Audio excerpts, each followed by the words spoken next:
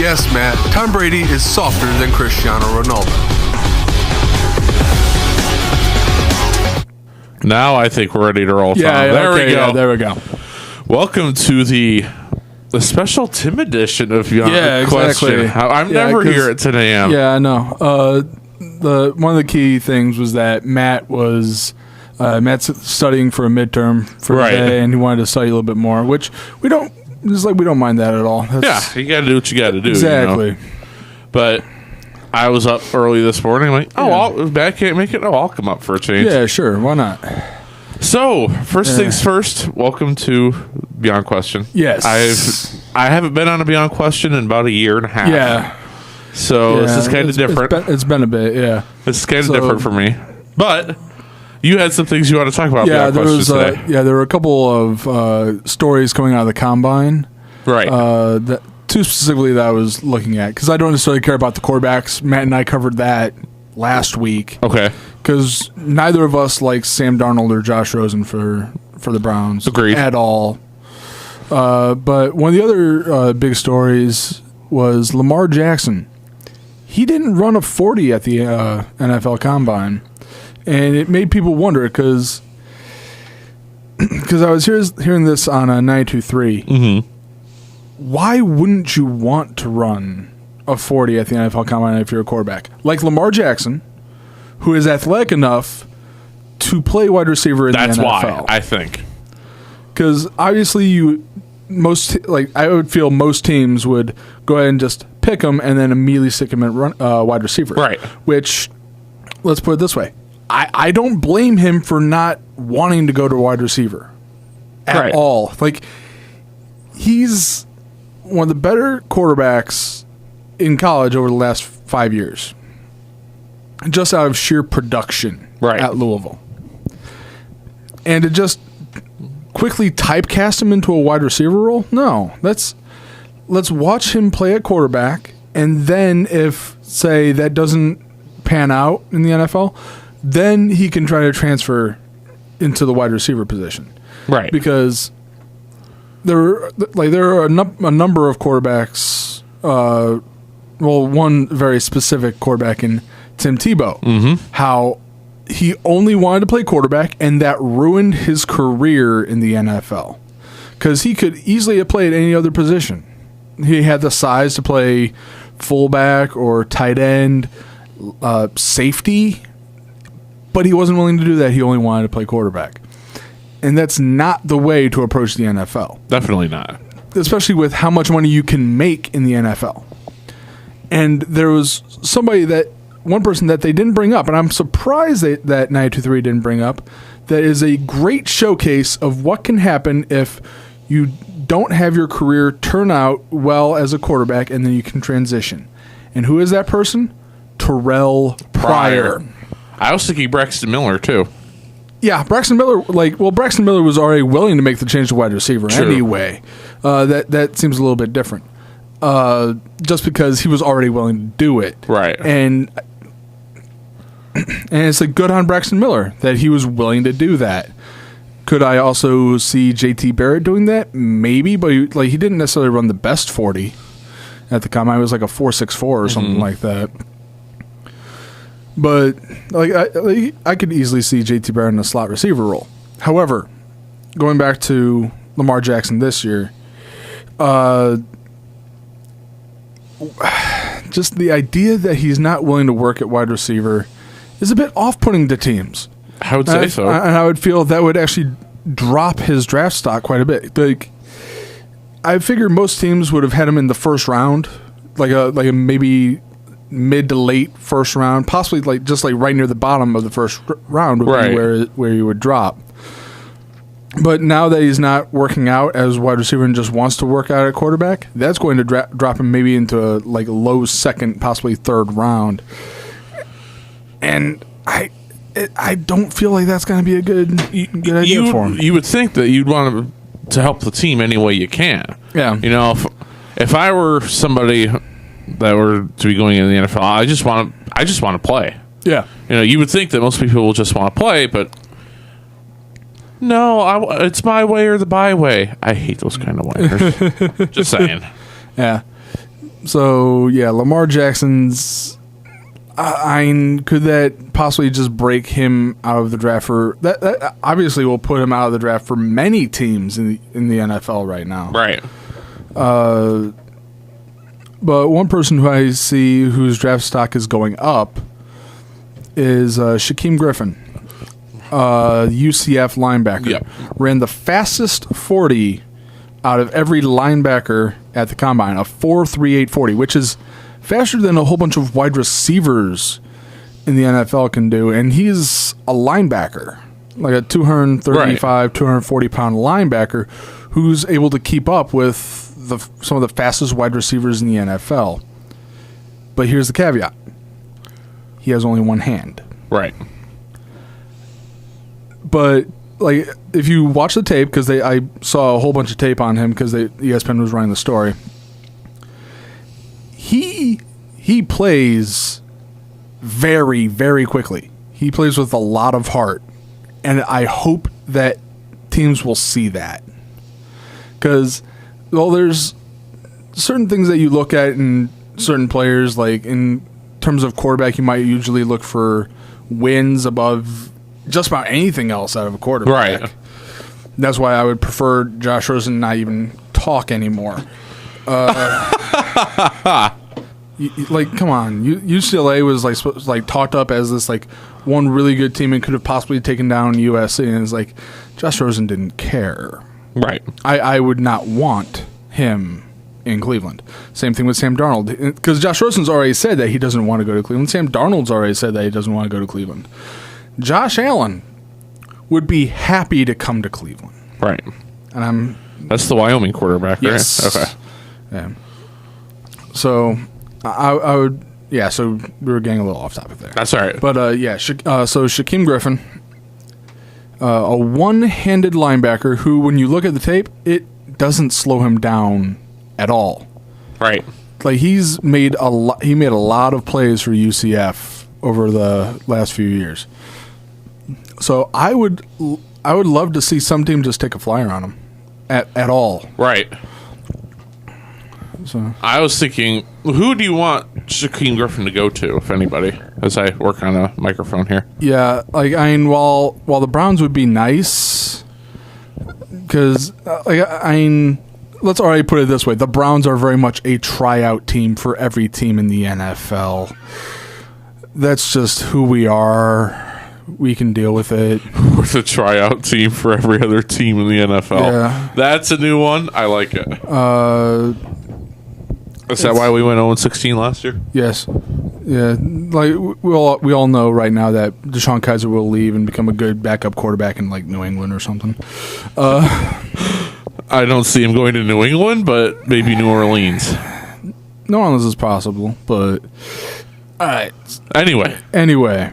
Yeah, so I would feel the best place for a player like Shaquem Griffin, who I feel like he could play just about every single linebacker and possibly even like a strong safety role.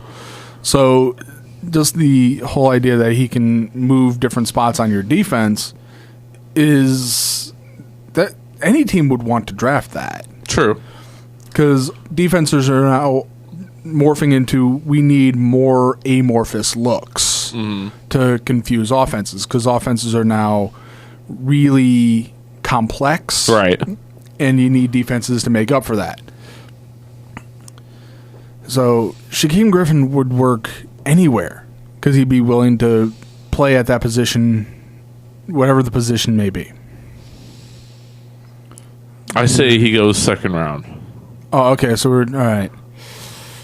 I'm gonna say A late first, early second for me. okay. I'm gonna say late second, early third. Okay. Just because I feel like some teams for no reason will just point to his one hand and that's it, and they shouldn't. If you play with heart, you belong in the NFL. Right. The NFL needs players like Shaquem Griffin right now. So there was a trade that was just made. I don't know if you saw this. Go on.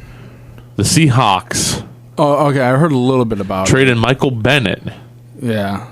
to the Eagles As if the Eagles didn't need to get any stronger. Right. Yeah. That's that's the. It's a very interesting trade in that. Like, what did the Seahawks get back? I don't remember. It was just a wide receiver and a pick. Yeah, I think it was the Eagles got Bennett in the 7th, Here, let and me look. then the Seahawks got back a wide receiver in the 5th, I think. Fill the dead air, Tom. Yeah, this whole the Philadelphia Eagles, after just winning the Super Bowl, and then they now pick up Michael Bennett, who's one of the better 4-3 ends in the NFL, just in terms of a run, like more in terms of a run stopping aspect. He makes an interesting part on the Philadelphia Eagles defense, just because the Eagles are notorious for swapping in defensive linemen so Right. they don't get tired. They're trading Michael Bennett in the 7th round to the Eagles for a 5th round pick and wide receiver Marcus Johnson. Okay, so I got that one. Oh, right. the Atlanta Falcons, New England Patriots, Cleveland Browns, and Tampa Bay Buccaneers were all in the mix to acquire Bennett. Huh?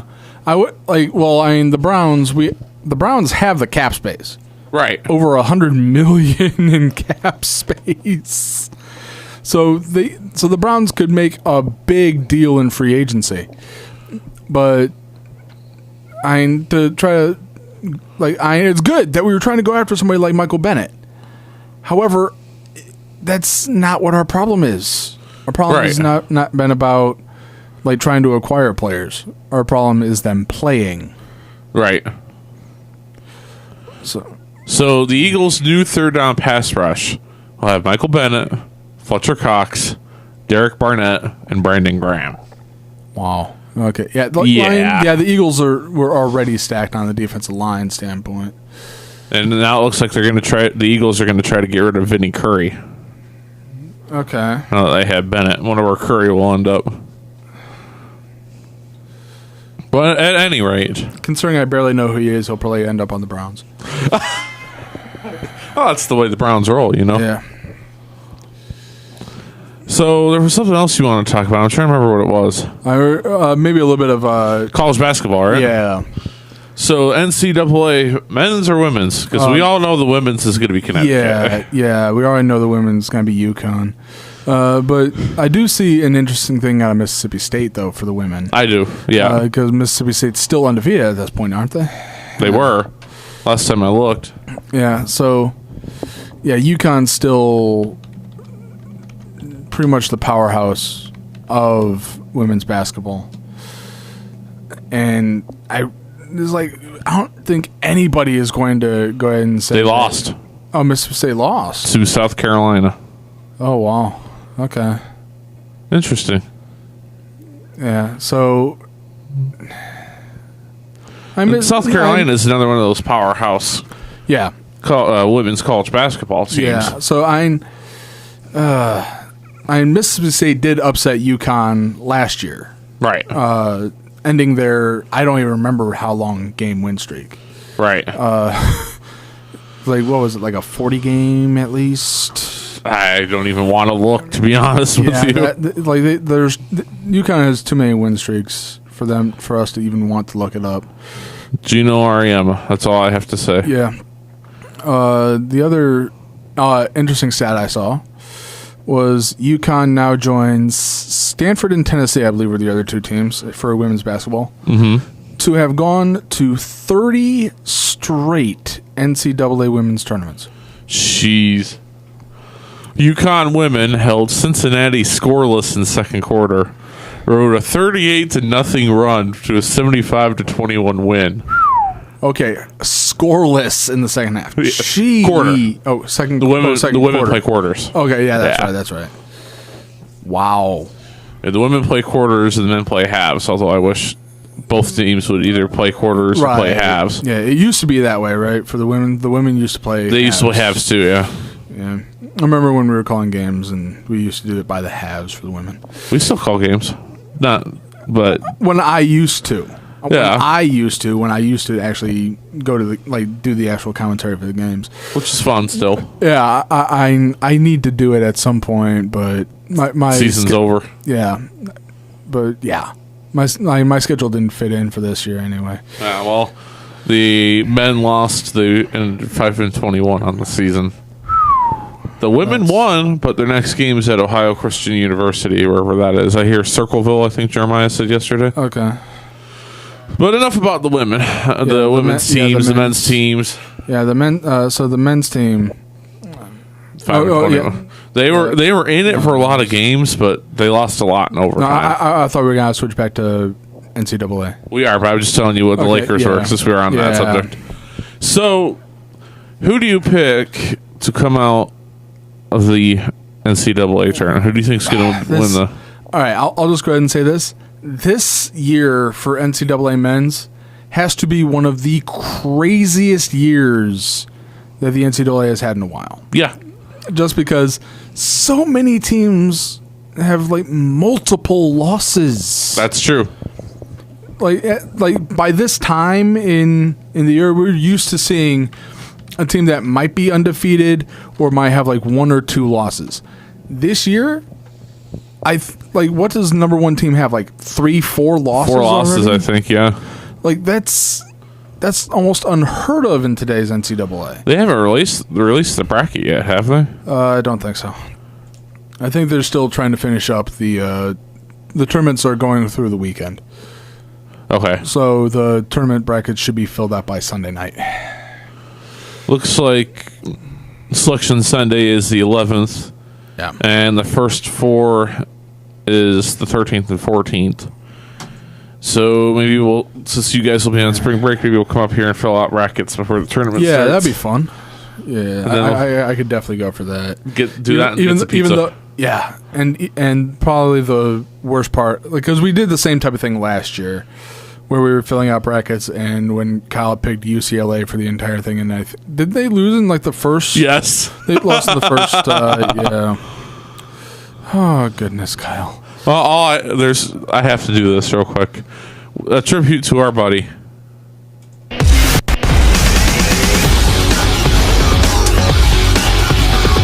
Yes, Kyle. The LA Dodgers are softer than the Houston Astros. Okay. Yeah, that works. That actually wasn't the one I was looking for, but that was one I randomly recorded last. Yeah, I'm perfectly fine with it. Because the Dodgers still suck. That's true. But yeah, this whole NCAA tournament looks insane for the men's. Right, it does. It really does. I'm almost certain nobody will pick a perfect bracket this year. That won't be surprising. Just because you will have so many upsets. I think I saw South Dakota State was already in. They'll probably upset somebody that is likely one of the top 3 seeds. Yeah. And it'll be why? This year, right? I'm fairly certain we still haven't seen a number 1 seed fall to a 16 yet. No, we haven't. Yeah, that could definitely happen this year. I will laugh so hard if that happens. Oh goodness! But I don't know who our projected number 1 seeds are, or because that is this one cutting out too? Oh, okay, good. Yeah, it'll be interesting to see what the final seeding is.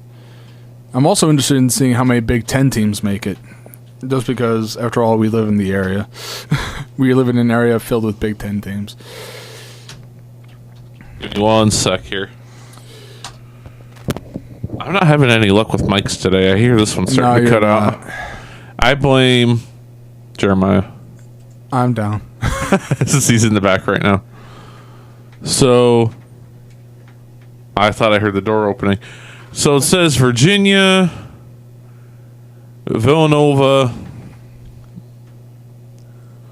Kansas, and Xavier. Xavier has a projected number 1, and against Harvard. I could see that being the 16-1 upset. That'll be an interesting matchup. I'll say that. I'm sure, maybe not in terms of Harvard, but I was also seeing. Wait a minute. Yeah, South Carolina versus Wright State. That could be another interesting one. That's North Carolina, Tom. Oh, that's North Carolina? You said Yeah. South. Yeah, whatever. It's a 2 versus 15. I can't tell from here. Okay, Duke against Lipscomb. No. Cincinnati, Iona. Purdue, UC Davis. I see an Ohio State versus Loyola Chicago. Yeah, Gonzaga, South Dakota State. Okay. Nevada, Auburn. Or Nevada, Texas. Auburn, Montana. Purdue, UC Davis. Houston, St. Mary's. Michigan State, UNC Greensboro. Oklahoma and Arizona State in a playing game. UCLA and Louisville in a playing game. Let's see here. Southeast Louisiana against Arkansas Pine Bluff for playing, and then Hampton against LIU Brooklyn for a playing game. I picked Hampton in that game. I don't know why. I just do. No, it's the playing game. Yeah. I figured. Come on, Tom. If there's going to be a 116 upset, it's going to be Harvard, I think. Xavier and Harvard. Yeah. That seems about right. I don't even know the first thing about Radford. So the other ones we have are Louisiana. What's the... Clemson, Louisiana. They're Raging Cajuns. Okay. Is it Louisiana No, Tech or something? Southeast Louisiana. I was looking at the other 16 seed playing game. Michigan, Southeast Bucknell. Louisiana. That'll be... I think Bucknell could beat Michigan. If this is the actual tournament bracket, I could see a Bucknell upset. I will laugh hard. Yeah, we'll all have to give Steve some hard time if that happens. But if they somehow win the tournament, we won't hear the end of it. Right, yeah. I'm figuring that. If Ohio's... where's Ohio State and Michigan at in the brackets? Would they have to... Michigan is in the East. Ohio State's in the West. And looking at that bracket, it looks like they would actually have to... both make the Final Four. They would, well, not just make the Final Four, it looks like in that bracket. It looks like they would have to... Get to the national title get game. to the national title game. It would be Ohio State versus Michigan. Oh, goodness. Well, do you think I should play this real quick? Have you heard this yet? I'm not sure.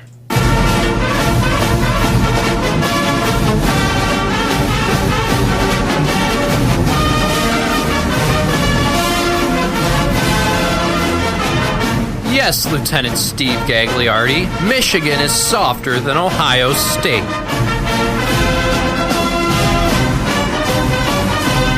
Yeah, that works for me. That does work for me as well. Okay. Yeah, so, there's so many different... There's so many different things that... Yeah. Of course, this isn't the actual bracket yet either. We still have Sunday to get that figured we out. still have all the way through Sunday to get most of these brackets filled out. Let me see here. Just checking some stuff. I don't know. This is why I don't follow bracketology with Joe Lunardi. No thanks. But anyway. Okay, wait a minute. Oh, because the playing game for the Villanova changed. Right. This isn't the actual bracket. It's just bracketology. Right. What Joe Lunardi thinks will be the tournament bracket. Yeah. So, Tom, I have a joke for you, by the way. Okay. Doctor calls this guy, says, you've got 24 hours to live. That's bad news. What's the worst news? I forgot to call you yesterday. Yes. I have heard that one before, so. Oh, have you? Okay, I want to saw it. Oh, have you? Yeah. I've got a couple. I think I've heard that. I heard that one like a couple years ago. I can't get this thing out. I'm weak. It sounds like a personal problem. It is. Anyway, yeah, I'll just go ahead and admit college men's college basketball is not my forte. Not mine either. Yeah, so I have no idea what's going to happen with this bracket at all. It just looks like a complete mess. It does. And I'm very, very interested to see how our brackets would turn out come, what would it be, Thursday when we would finally do this? Or would you try to be up here earlier? Probably be up here earlier if we want to get here before the first 4. Yeah. So like, would we be like doing that on a Wednesday? Wednesday or Tuesday, probably. Okay. Well, Wednesday would be preferred for me because I work Tuesday night. Okay. So Then we come up here Wednesday. I can make it Wednesday work. I'll talk to Matt and Jeremiah, see what they think. yeah. Well, we'll take you guys to Quaker Steak. We can fill out brackets and have wings. Yeah, I'm down with that. Cool. All right. All right. So what else can we talk about? Like, all right. Yeah. Oh, yeah. So the other thing was one of the big stories in the NBA right now is the Houston Rockets. Yes, definitely. So the Houston Rockets are now on a 17 game win streak. That's their second.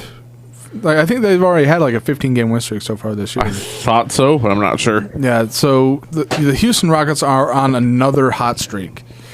And we're all wondering, will they be able to topple the Warriors? And I can definitely say I would love to see the Rockets topple the Warriors. Me too. But do I see it happening? No. I actually do not. Why not? Just because this is what the Warriors do. The Warriors are really obviously they do amazingly well during the regular season, but they always pull it out in the playoffs because they always have depth, Right. which is the thing that has plagued the Cavaliers in previous years. And I'm not sure about the Houston Rockets' depth, which is upsetting. As far as I'm concerned, I'd love to see the Rockets do it. I think they can, but I am in agreement. I don't think they will. Yeah, like in a 7-game. In a 7-game series, I could see Houston doing it if they are the home team. That's yeah. But I also feel like if it goes to a game 7, I don't feel the Rockets will be able to pull that out. I wonder if my caps is on. Keep talking, Tom. Yeah, just trying. There it goes. Yeah, Tim was trying to sign into his ESPN account. Tim sucks. I'll just leave it at that. Yeah.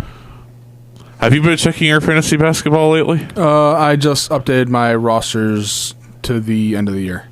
Did you? Updated my starting lineups for the rest of the year. All I have to say is... I feel like I'm doing really well, even though I've barely kept up with it. All I have to say is, ouch.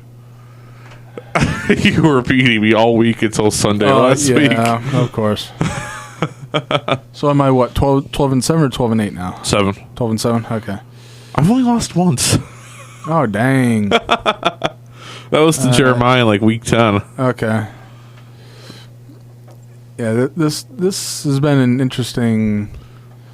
because I don't think I've ever done very well in any of the... fantasy leagues? No. Well, let's look here. Going back to 2017, I know we've stopped talking about the Rockets, but Yeah. Last year Jeremiah won. You were the 4 seed. You made the playoffs last year, Okay. so you weren't Matarini, who didn't make it, Okay. and you blew Josh out of the water for the 3rd spot. Okay. Well, It's yeah. you're gonna more than likely be the 2 seed this year, Okay. unless somehow Jeremiah overtakes you, which I don't see that happening. I mean, he's 1 game back of you with, I think it's 2 to play, but he's losing to Matt and you're beating Jesse. So Okay. Yeah. I know, because I was looking at my lineups and I have a bunch of people who are all starting in my lineups. nice. And it's just, I'm just looking at it, it's like, okay, we have all but 2 of my players playing. Okay. Yeah, I actually lost DeMarcus Cousins early in the year because he tore his ACL. Right, yeah. And I'm thankful I haven't had that much of a problem with that. I think that's usually my problem when it comes to fantasy sports is I just have players who are fairly injury prone. Yeah. Derrick Rose. Yeah, but I didn't even expect to play Derrick Rose. I was going to keep him on my injured reserve as a joke. And I figured, you know what? I'll just go ahead and take him off the IR. Whatever. He's back to playing? Okay, sure. How many minutes is he going to see? 2. Okay, fine. Whatever. I'll just throw you in the lineup. Yeah, I'll throw you in the lineup for minutes. Have fun. For minutes, have fun. Yeah, I'm looking at I don't know why my team is as good as it is. No. I feel like I have a good reason why mine's generally okay, and that's because I actually took a flyer on Nikola Jokic. Yeah. I saw that. Because I figured he was going to he wasn't going to be around when I picked again, but it's like he's a big man who can pass, so that means he can get points, he can assist, he gets rebounds, he does all of it. All I have to say is Karl Anthony Towns and James Harden are my main guys right now with Cousins hurt. It, yeah. Although I did see recently Anthony Davis had a 41.13 rebound, 3 block, 3 steal game. I saw that. That definitely helped me out a bit. And then promptly got hurt. I'm pretty sure he got hurt in one of the last few games. Day to day. Okay. Rolls ankle, exits game. Undergoing MRI today on his left ankle. All right. I don't want... Because I already updated through the end of the month, so yeah. I might have to go through and just swap out a whole bunch of players, which is gonna suck. My team is slacking a bit this week, but I'm facing 3-16 Todd. So okay, I'm still winning by about 100 points. Well, the main reason why Todd's losing by that much is because he went just about all Cavaliers players. Yes, he did, and about all of them got traded. Yeah. But oh well. Well, it's been fun, Tom. Anything else? You know, you're not a big NASCAR fan, but Kevin Harvick has won the last 2 NASCAR races, but he apparently had something illegal on his car, so he's not going to be allowed to count the playoff points for the win this past week. Oh, goodness. But since he had already won the second race, who cares? Yeah. That the car was perfectly legal at the second race, so who cares? He's already clinched the postseason, whatever. Yeah, who's Harvick's crew chief? Because I'm guessing it's not Chad Knaus. I think it's Rodney Childers, actually. Okay. Let me look. I was just like, because Jimmy Johnson has had a whole, Chad Knaus, I'll say this. Chad Knaus, he's probably an amazing crew chief. Yeah. But there has been so much scandal around him, just like, oh yeah, here, we're going to knock you off on this, knock you off on this, on this. Kevin Harvick's crew chief says brace failure led to bowed rear window. Huh. So,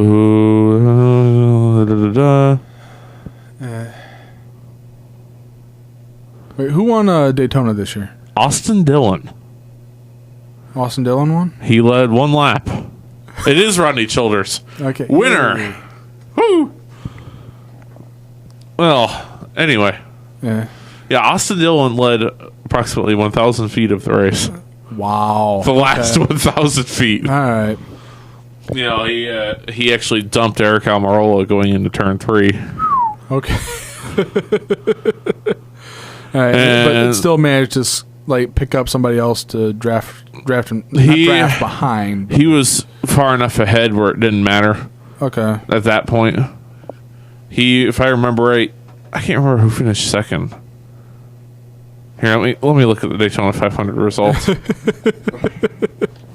race was 3 weeks ago, okay? Yeah.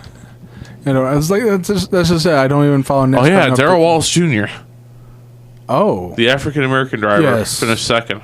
Oh, congrats. Hamlin third, Logano. Oh, and Denny Hamlin's, 70% of the drivers use Adderall comment. Because he was just trying to be funny. So many drivers went after him for it. Oh, okay. And a lot of fans did too, but there was a call out this week, and this is actually something I like to touch on real quick. Okay. Matt DiBenedetto put out a thing on Twitter saying, "Hey, we have no sponsors this week. Can somebody help us out?" Hamlin gave the team $5,000 bucks, and then so they're gonna get put whatever sponsor on it, and then Kevin Harvick's team gave him $5,000. Darrell Waltrip gave him $5,000. Okay. A lot of people are stepping up to help DiBenedetto out, and I guess Zynga Poker is going to sponsor them this weekend. Okay. They're his team is Go Fast Racing, which is one of the smaller teams. Yeah. One car stable out of, I think it's North Carolina. Yeah. It's like you're either out of North Carolina or you're out of Alabama. But there's but it's just your competitors are stepping up to help you be on the track. I think that's what's awesome about the whole thing. That's definitely good to see out of it. I was actually gonna talk about that on the Morning Mayhem show, and that starts in 5 minutes. But yeah, I kind of want to go home just to escape the weather. So no, not allowed. You're banned. You're fired. Yay! I'm fired, and that is beyond question. And that is beyond question.